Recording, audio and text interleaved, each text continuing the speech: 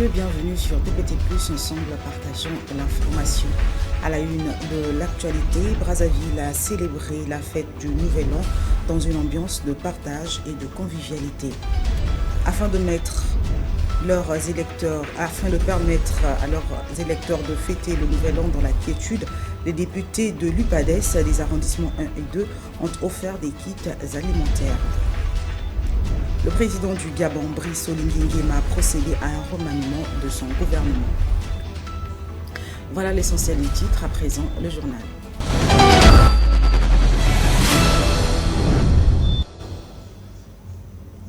Merci de choisir TPT+, pour vous informer. Ouvrons ce journal par cette actualité. Comme le veut la tradition, le président de la République, le chef de l'État, Denis Sassou Nguesso, adresse un message de vœux à la nation à la fin de chaque année, le 31 décembre. Pour cette année 2025 finissante, il a abordé plusieurs sujets, parmi lesquels l'élection présidentielle prévue en mars prochain. Suivez. Impatiente. L'année 2026 est déjà là, avec ses 12 mois bien rangés, munis les uns de nombreuses inconnues et les autres de multiples annonces, en tête desquelles figure l'élection présidentielle prévue au mois de mars prochain. L'élection est un rendez-vous aussi sensible que déterminant. Rendez-vous du peuple avec les urnes dans la paix. Mes chers compatriotes, le vote dans les démocraties modernes est un droit civique fondamental. Voter est un devoir moral. Par son vote, le citoyen assure le bon fonctionnement de la démocratie. Le droit de vote est une conquête pour laquelle des peuples se sont mobilisés afin de porter cette revendication essentielle. Cet acte citoyen est devenu un devoir civique dont l'exercice honore ces millions d'hommes et de femmes qui ont marqué par leur détermination la lutte pour accéder à ce privilège. Pour notre part, le suffrage de chaque Congolaise et de chaque Congolais participe de notre ambition collective de bâtir une nation unie, libre et prospère. C'est pourquoi j'en appelle à une élection apaisée, dans l'unité, le fair-play et la sérénité, dans l'intérêt du Congo, notre pays, notre précieux bien commun. Le président de la République s'est appesanti sur la paix qui est son credo, paix sur l'ensemble du territoire national, mais aussi en Afrique et dans les autres continents, soit maintenue pour le bien-être des peuples. Suivez. Paix sur l'ensemble du territoire national, mais aussi paix en Afrique et dans les autres continents, afin que les moyens consacrés à la course aux armements alimentent et soutiennent plutôt les initiatives engagées pour le bien-être des peuples. Mes chers compatriotes, au seuil de l'année nouvelle. Je traduis mes pensées les plus émues et toute ma compassion aux familles endeuillées en 2025 et dont le souvenir traverse avec nous les frontières de l'année 2026. À ceux qui, actuellement, dans l'anxiété et le doute parce que confrontés à des situations personnelles d'extrême gravité, à l'instar des préoccupations de santé dans les centres hospitaliers ou à domicile, je leur souhaite courage et prompt rétablissement.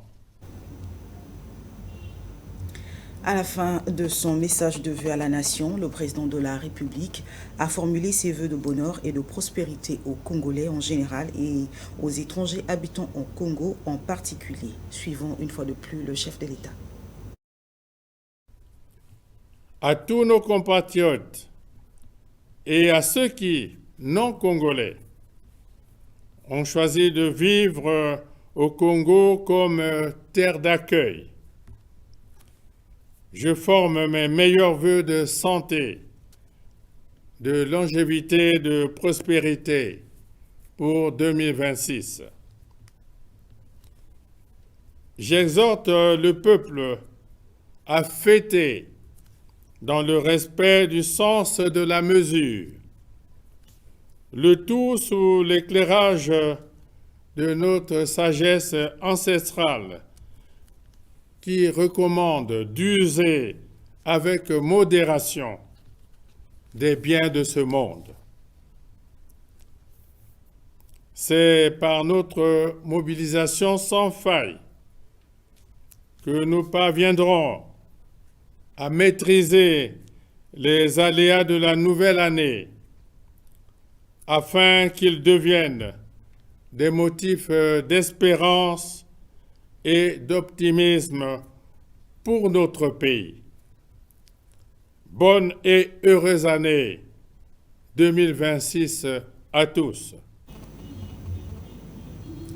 Rien à voir avec ce qui précède. Le premier jour de l'année célébré dans le monde, particulièrement à Brazzaville, d'un quartier à un autre, les familles réunies ont donné à la capitale politique un visage festif, une célébration du Nouvel An dans le partage et la convivialité.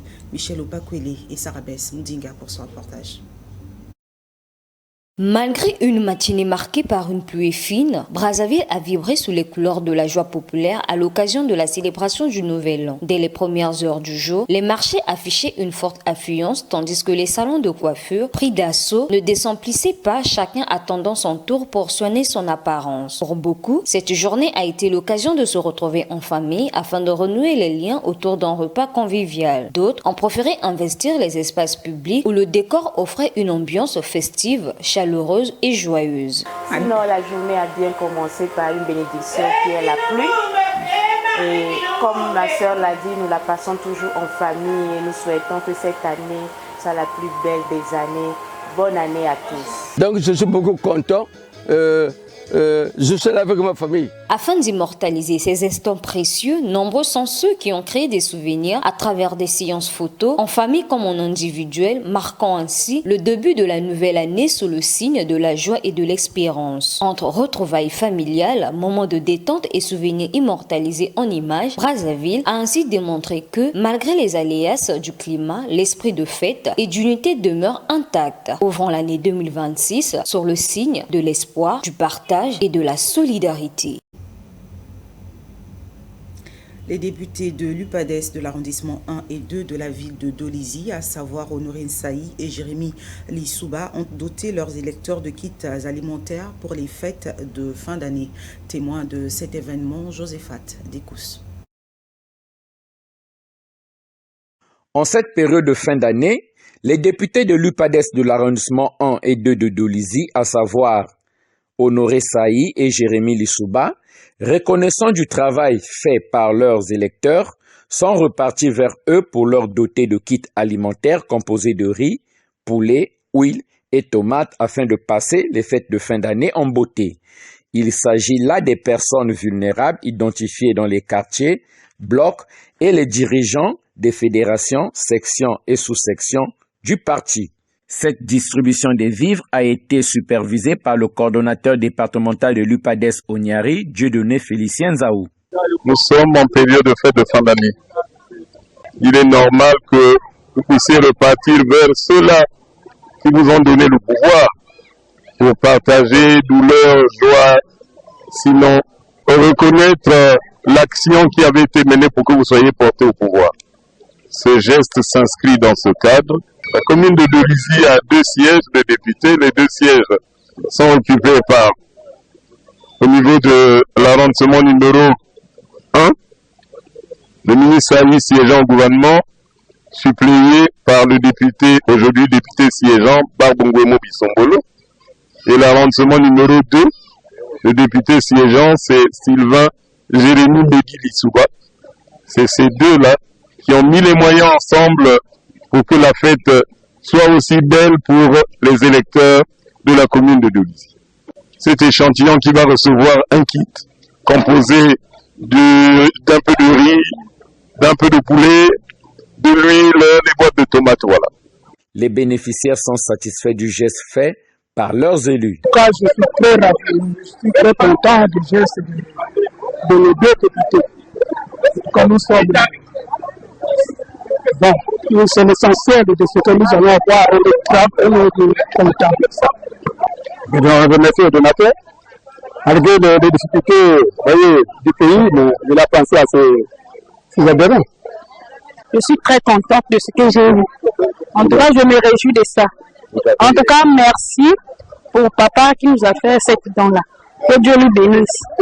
Cette distribution de kits alimentaires marque la considération qu'a les élus de l'UPADES envers leurs mandants. En vue de la campagne dénommée 30 jours pour convaincre qui se déroulera du 11 janvier au 10 février 2026 afin de présenter et défendre le bilan du quinquennat du président de la République Denis Sassou Nguesso couvrant la période 2021-2026. Le coordonnateur général de la génération auto-entrepreneur Dinelvis Okombi Athialisson a tenu une réunion technique avec les organes du patriarche à Pointe-Noire. Les temps forts de cet événement dans ce reportage. C'est dans une atmosphère studieuse et engagée que le coordonnateur général de la génération auto-entrepreneur, Dinelvis Okombi Athialisson, a présidé la réunion stratégique avec les organes techniques du patriarche. Cette rencontre marque le lancement officiel des préparatifs de la grande campagne citoyenne à Pointe-Noire, baptisée 30 jours pour convaincre, prévue du 11 janvier au 10 février 2026. L'objectif principal de cette campagne est clair: présenter, défendre et vulgariser le bilan du président de la République Denis Sassou Nguesso pour le quinquennat 2021-2026. Un bilan que les organisateurs entendent exposer dans un esprit de transparence, de vérité et d'objectivité en lien direct avec les préoccupations des citoyens. Au moment où certains compatriotes commençaient à faire véhiculer l'intoxication sur le fait qu'il n'y avait pas de bilan, il n'y a plus au président de la République de nous présenter en toute transparence un bilan du mandat 2021-2026. Il est certes vrai que tout n'a pas été accompli, mais on ne peut pas dire que rien n'a été fait. Durant la réunion, plusieurs points clés ont été abordés, notamment la stratégie de communication autour du bilan présidentiel, les actions de terrain prévues. En outre, Dinelvis Okombi Athialisson a insisté sur l'importance de l'engagement patriotique, de la discipline et de l'exemplarité des membres impliqués dans cette campagne. Pour lui, il ne s'agit pas seulement de convaincre, mais aussi d'éduquer, de responsabiliser et de créer un espace de dialogue autour de la gouvernance et du développement. Si votre rôle est de partir dans nos quartiers, dans nos comités de soutien pour rendre plus accessible et plus compréhensible le mandat 2021-2026, une émission spéciale sera lancée avec pour objectif d'atteindre toujours le plus grand nombre des Congolais. Ministres, directeurs généraux, experts, mais aussi simplement les bénéficiaires de ce qui a été fait passeront expliquer ce qu'a été le mandat 2021-2026. Et comme vous le savez, cela se fera en toute transparence. Cette campagne se veut donc un temps fort de communication politique et citoyenne à quelques mois de la fin du mandat présidentiel. Elle sera ponctuée de rencontres publiques, d'émissions, des débats au cours duquel seront conviés des ministres et autres acteurs politiques pour mettre en lumière les avancées du pays et les défis encore à relever. En conclusion, le coordonnateur a rappelé que cette initiative s'inscrit dans la vision du chef de l'État, gouverner dans la transparence, rendre compte dans la clarté et construire avec le peuple.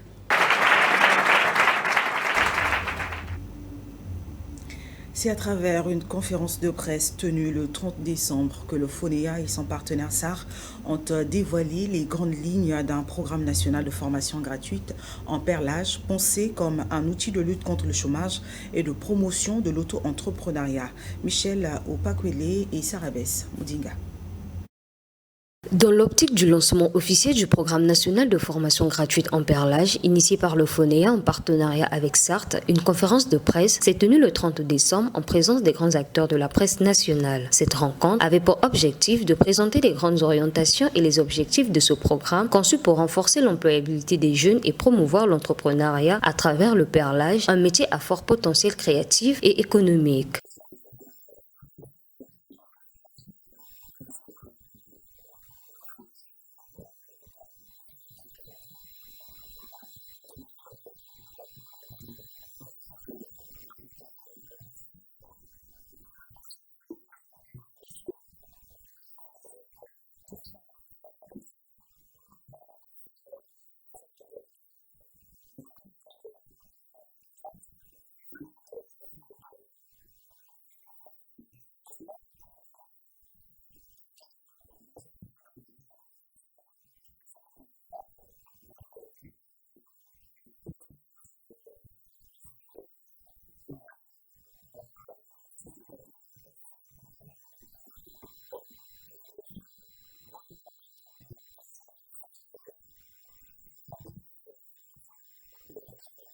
Le directeur de l'apprentissage a souligné que ce programme constitue une véritable opportunité pour les gens, le qualifiant de levier efficace pour éradiquer le chômage en milieu juvénile, tout en valorisant les talents locaux et les métiers artisanaux.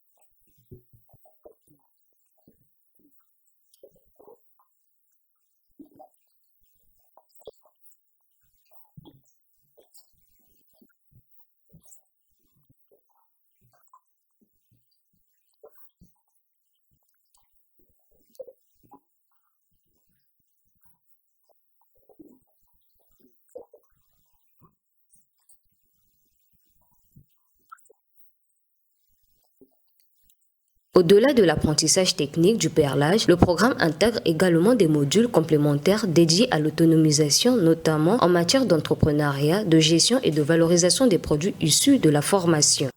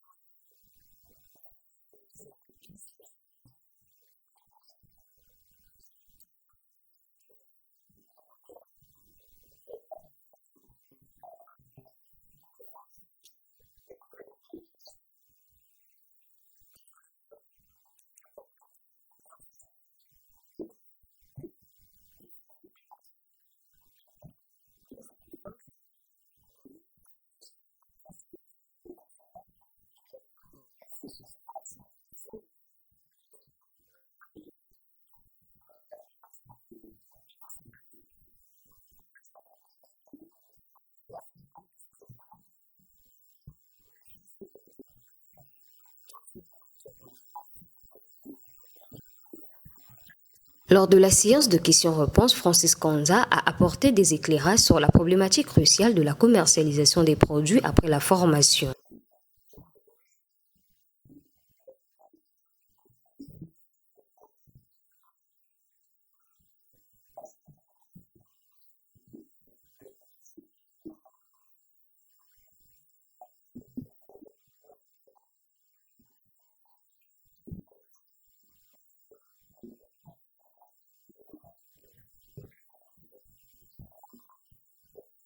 Ce programme national vise à former 1500 jeunes âgés de 16 à 35 ans, issus des deux principales villes du pays, Brazzaville et Pointe-Noire. À travers cette initiative, le FONEA réaffirme son rôle de levier national de promotion de l'employabilité en soutenant des jeunes structurants, inclusifs et à fort impact socio-économique en faveur de la jeunesse congolaise.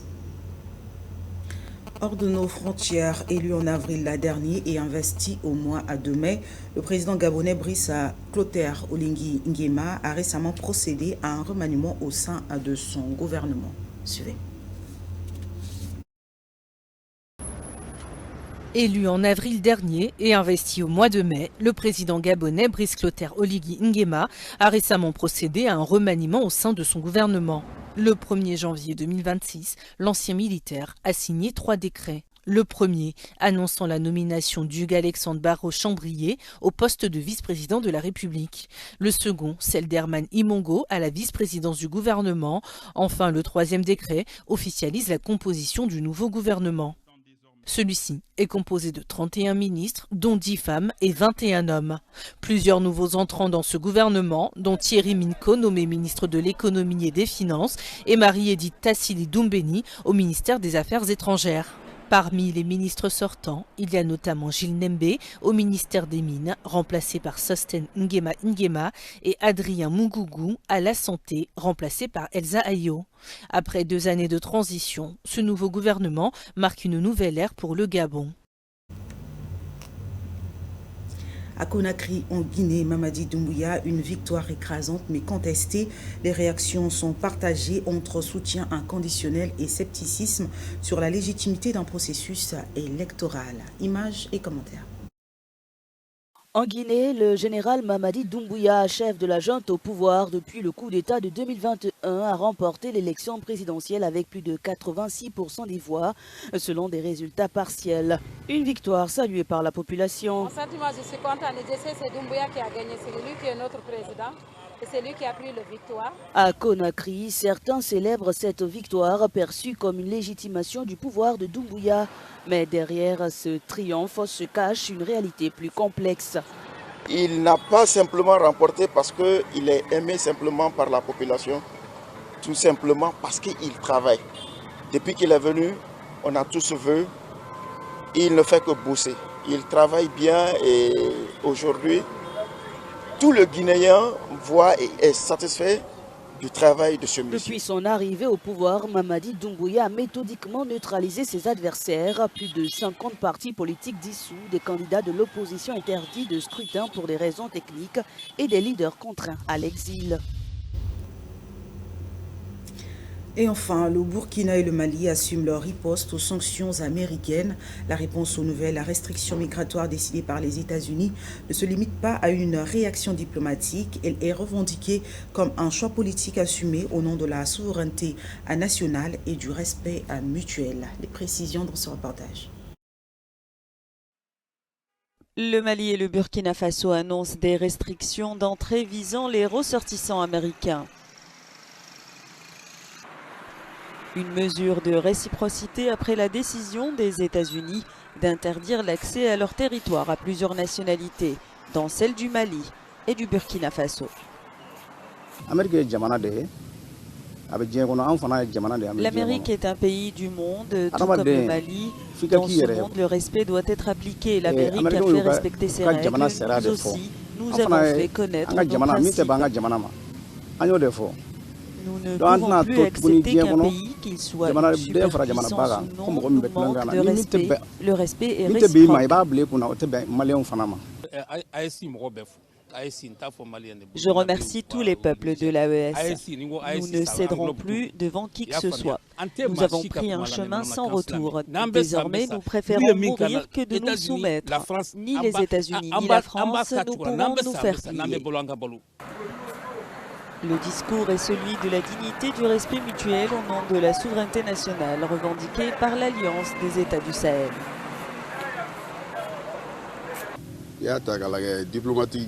C'est un combat diplomatique. Souvent, cela se termine par un rapport de force. Ils ont montré leur puissance, à nous maintenant de défendre notre dignité et notre patriotisme. Et c'est tout à fait normal. Moi, je pense qu'avec Etene. Le Mali et le Burkina Faso assurent appliquer exactement les mêmes conditions aux citoyens américains que celles imposées à leurs propres ressortissants. La joie de vivre est une émotion contagieuse. Vous l'avez compris, c'est la fin de ce journal. Merci pour votre fidélité.